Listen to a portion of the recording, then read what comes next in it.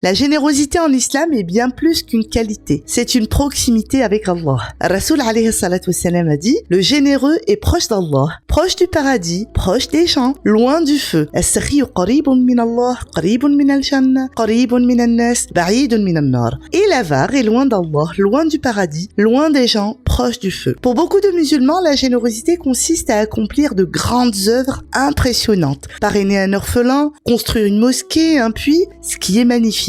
Mais ils oublient souvent que la générosité commence d'abord parce qu'Allah t'a confié de plus proche. Tes parents, ton épouse, tes enfants, ton foyer. Allah Azza wa Jal dit, donne aux proches parents le droit qui lui est dû. Wa ati dhal qurba haqqah. Alors, peut-être que devant Allah, la dépense la plus lourde dans la balance est justement celle que personne n'applaudit, celle que tu mets dans ta maison, celle que tu sors pour les tiens, celle par laquelle tu nourris, tu soutiens et tu préserves ta famille. C'est justement là que le prophète sallallahu alayhi wa sallam nous éclaire sur des priorités que beaucoup ignorent. 1 dinar que tu dépenses dans la voie d'Allah. 1 dinar que tu dépenses pour affranchir un esclave. 1 dinar que tu donnes à un pauvre. Et 1 dinar que tu dépenses pour ta famille. Le plus grand en récompense est celui que tu dépenses pour ta famille. A'zamuha ajran alladhi anfaqtahu ala ahlik. Et parmi les plus nobles formes de cette générosité, il y a les enfants, et en particulier les filles. Le prophète sallallahu alayhi wa sallam a dit, quiconque prend en charge 2 filles jusqu'à ce qu'elles atteignent la maturité viendra le jour de la résurrection avec moi comme ceci. Et il a joint ses doigts. Man ala jariyatayn hatta tablugha jaa yawm al-qiyamati ana wa huwa kahatayn. Et dans une autre narration, il n'est pas d'homme ayant 2 filles, les traite avec bonté tant qu'elles sont avec lui, sans qu'elles ne le fassent entrer au paradis. Et là, je m'adresse à toi, cher frère. Ne te plains pas des dépenses que tu fais pour ton foyer, pour tes enfants, les vêtements, les frais de scolarité, les frais médicaux, la nourriture. Ne sois pas de ceux qui disent toujours « je n'ai pas assez d'argent, c'est trop cher ». Chaque jour, il faut acheter, ou encore achète-le avec ton propre argent en s'adressant à leurs épouses. Sache que nourrir, préserver, subvenir aux besoins de ta femme et de tes enfants n'est pas une simple charge, c'est une aumône, sadaqa, inscrite pour toi, qui te rapproche du prophète sallallahu alayhi wa sallam et qui t'ouvre les portes du paradis. Le prophète sallallahu alayhi wa sallam a dit, quand un homme dépense pour sa famille en recherchant la récompense d'Allah, cela lui est compté comme une aumône. إذا أنفق الرجل على أهله نفقة يحتسبها فهي له صدقة. Subhanallah, quelle rahma, une sadaqa. En plus, en faisant cela, tu seras parmi les meilleurs des hommes. Selon cette belle parole prophétique, le meilleur d'entre vous est le meilleur envers sa famille. Et je suis le meilleur d'entre vous envers ma famille. خيركم خيركم لأهله وأنا خيركم لأهلي.